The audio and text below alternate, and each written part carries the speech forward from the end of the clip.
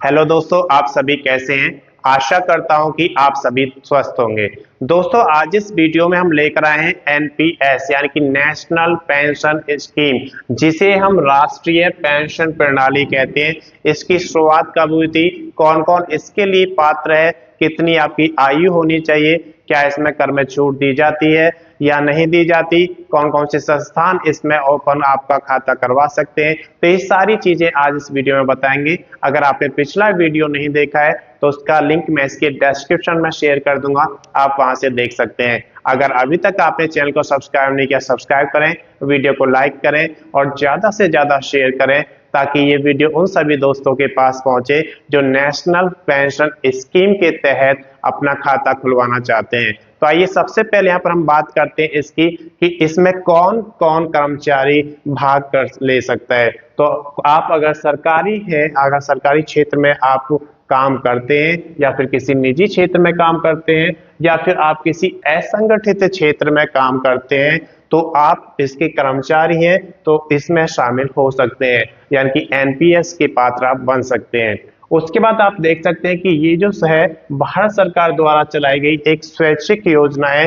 स्वैच्छिक का मतलब होता है कि ये आपकी इच्छा के अनुसार आपसे पूछा जाता है और अगर आप इसके लिए इच्छुक हैं तो आप इसमें अपना खाता खुलवा सकते हैं। एनपीएस की शुरुआत की अगर बात करें तो ये शुरुआत हुई थी 1 जनवरी 2004 को।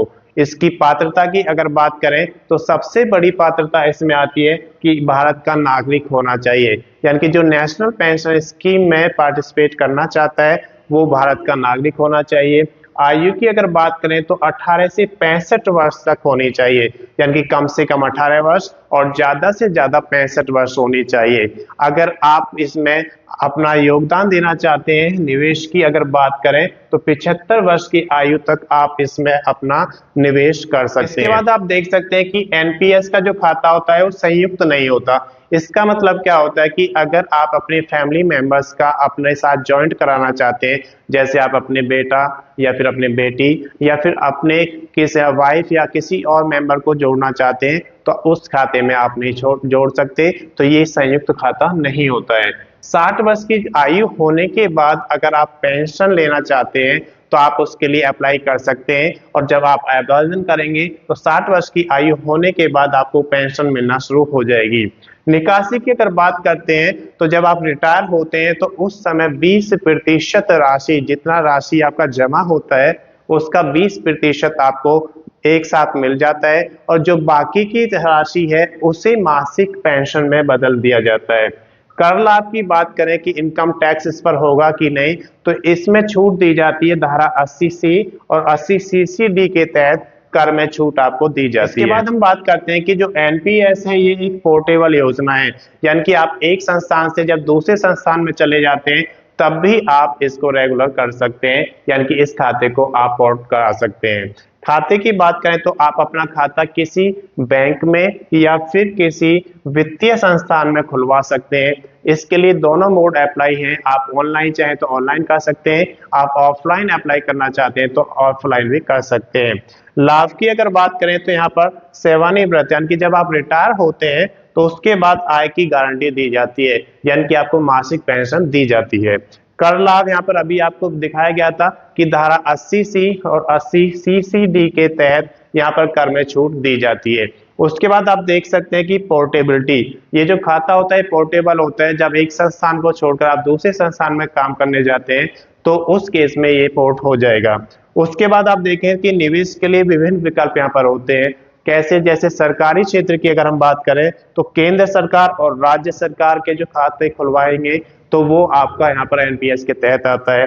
अगर आप निजी सेक्टर की बात करते हैं तो कॉरपोरेट सेक्टर्स या फिर भारत का कोई भी नागरिक इसके लिए एलिजिबल है, वो इसका खाता खुलवा सकता है। इसके बाद हम बात करते हैं कि जब यहाँ पर मृत्यु का केस बनता है कि अगर किसी की मृत्यु हो जाती है व्यक्ति की, तो उस दौर में क्या होगा, जो उसकी संचित पेंशन राशि है वो उसके नामित व्यक्ति यानी कि जो भी उसने नॉमिनी बनाया उसको दे दी जाएगी, या नॉमिनी नहीं बनाया गया है तो उसका जो भी कानूनी तौर पर उत्तराधिकारी होगा उसको उसकी संचित राशि दे दी जाएगी। तो ये यहाँ पर देख सकते हैं। इसके बाद आप देख सकते हैं कि एनपीएस कितने प्रकार का होता है, 2 प्रकार का होता है, जिसको हम अगले वीडियो में लेकर आएंगे। यानी कि यूनिफाइड पेंशन स्कीम क्या है, इसे हम एकीकृत पेंशन योजना भी कहते हैं, जो सरकार द्वारा चलाया गया सबसे नया प्रोजेक्ट है। इससे पहले एनपीएस हम यूज करते थे, उससे पहले ओपीएस यूज किया जाता था जिसे हम ओल्ड पेंशन स्कीम कहते हैं, एनपीएस जिसे हम नेशनल पेंशन स्कीम कहते हैं।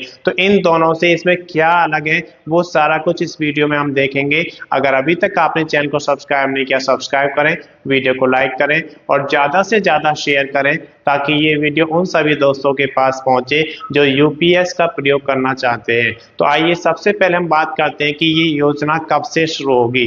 तो ये योजना 1 अप्रैल 2025 से शुरू हो चुकी है। अब इस योजना के शुरू होने के बाद जो सरकारी कर्मचारी हैं उन्हें 30 जून 2025 तक का समय दिया गया है कि अगर वो नेशनल पेंशन स्कीम से यूनिफाइड पेंशन स्कीम में आना चाहते हैं तो वहां पर वो यूपीएस का विकल्प चूज करेंगे और वहां से वो उसको चेंज कर सकते हैं। इसके बाद हम बात करते हैं कि नए कर्मचारी जो आएंगे यानी कि जो सरकारी कर्मचारी बनेंगे 1 अप्रैल 2025 के बाद, उनके लिए क्या होगा, वो 30 दिनों के अंदर ये निर्णय लेंगे कि उन्हें नेशनल पेंशन स्कीम में भागीदारी निभानी है या फिर यूनिफाइड पेंशन स्कीम को चूज करना है। तो 30 दिनों के अंदर ये उनको तय करना होगा।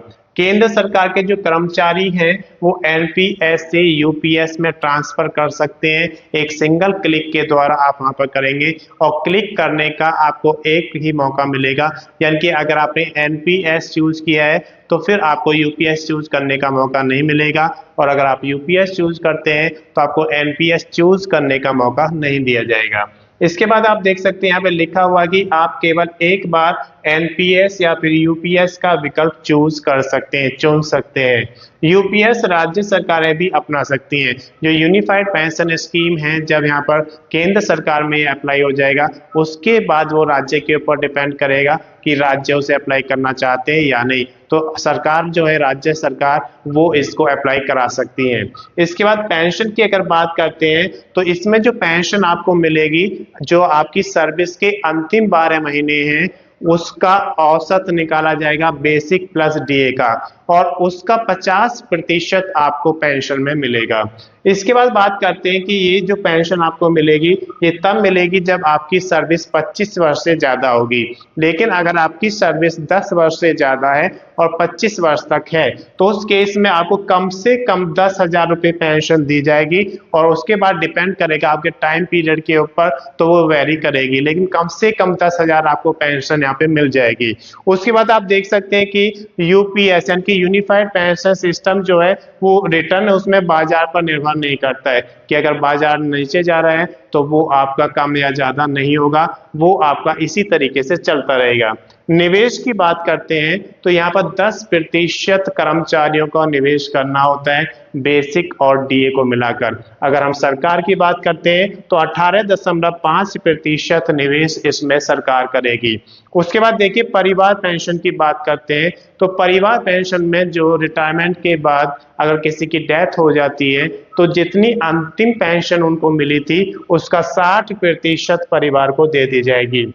ये महंगाई के हिसाब से बढ़ती रहेगी, जैसे जैसे महंगाई बढ़ेगी तो जो परिवार पेंशन है वो भी बढ़ती चली जाएगी। इसके बाद हम बात करते हैं कि रिटायरमेंट के समय एक मुश्त आपको जो मिलेगा वो कितना मिलेगा। जो आपका बेसिक और डीए है उसका 1/10 भाग रिटायरमेंट के समय एक मुश्त आपको दे दिया जाएगा। आपने कितने वर्षों तक सर्विस किया है उसके हिसाब से वो कैलकुलेट किया जाएगा। पदोन्नति वाले को यहाँ पर नुकसान होगा। अब पदोन्नति वालों को नुकसान क्यों होगा यूपीएस में, मान के चलिए आपका रिटायरमेंट से 5 महीने पहले या अंतिम वर्ष में प्रमोशन होता है, तो उस समय जब आपका प्रमोशन होगा तो आपकी पहले पेंशन के हिसाब से जो लास्ट मंथ की सैलरी होती थी उसके हिसाब से आपको 50% दे दिया जाता था। लेकिन यहाँ पर क्या होगा, एवरेज निकाला जाएगा। तो एवरेज में जब पदोन्नति होगी आपकी सैलरी बढ़ जाएगी, लेकिन जो पहले सैलरी थी वो कम थी, तो जब एवरेज निकलेगा तो यहाँ पर थोड़ा लॉस आपको हो जाएगा। बात करते हैं कि यहाँ पर यूपीएस में कर लाभ भी मिलेगा, यानी कि यूनिफाइड पेंशन स्कीम जो है इसमें कर लाभ भी मिलेगा, क्योंकि इसमें भी कर्मचारियों का 10% जमा होता है। तो कर्मचारियों की वजह से इसमें जो कर है वो आपको छूट मिल जाएगी। बेसिक और डीए अगर किसी का 50,000 रुपये है तो उसे एक मुश्त कितना रकम मिलेगा, ये हम यहाँ पर अगली वीडियो में लेकर आएंगे, जिसमें 25 वर्ष की सेवा होने पर कितना मिलेगा। तो सारा कुछ कैलकुलेशन नेक्स्ट वीडियो में हम आपको बताएंगे। अगर अभी तक आपने चैनल को सब्सक्राइब नहीं किया, सब्सक्राइब करें, वीडियो को लाइक करें और ज़्यादा से ज़्यादा शेयर करें, ताकि ये वीडियो उन सभी दोस्तों के पास पहुंचे जो यूनिफाइड पेंशन स्कीम का यहाँ पर ऑप्शन चूज करने जा रहे हैं। धन्यवाद।